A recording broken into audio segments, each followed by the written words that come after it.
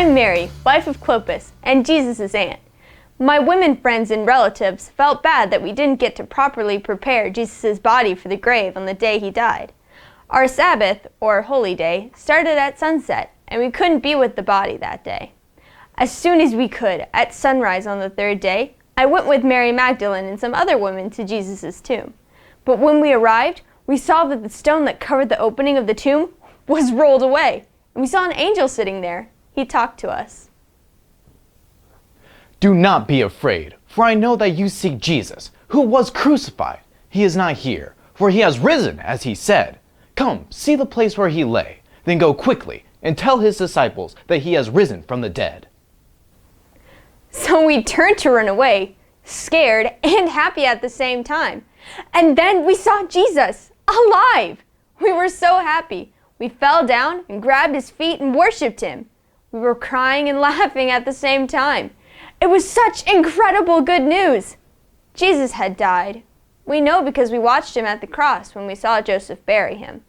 But now, Jesus was alive. Jesus told us not to be afraid and to tell his disciples that he had risen from the dead. Well, we told just about everyone who would listen to us.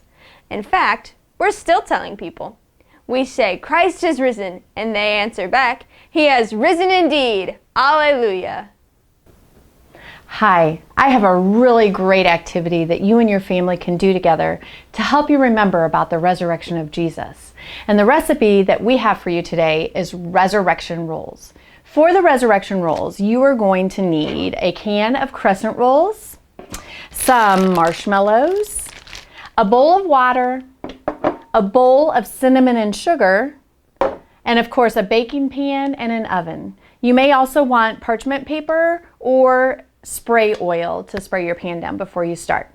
So what you're going to do is you're going to preheat your oven according to the directions on the crescent roll package. Then you are going to take the crescent rolls and pull them apart.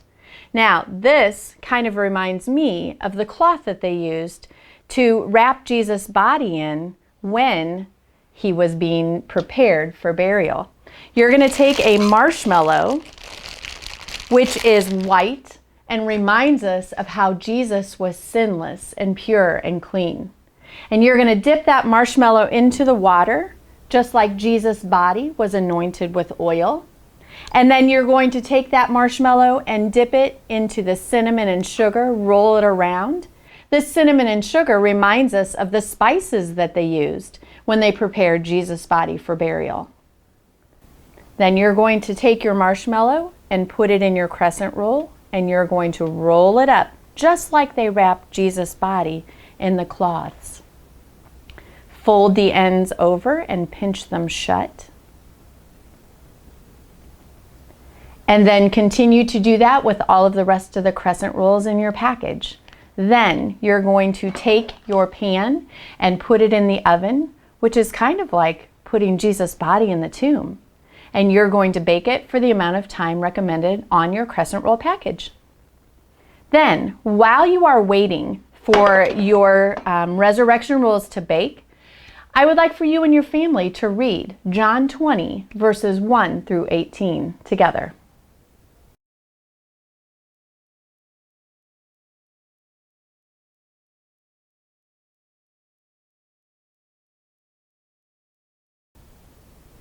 After your resurrection rolls are done in the oven, you'll want to let them cool for just a few minutes before you pick them up and start talking about them. But what I'd want you to do is take one of those crescent rolls and break it open and see that inside it's empty, just like the tomb was empty when Jesus rose from the dead. I hope you enjoy this activity with your family. Happy Easter, everyone.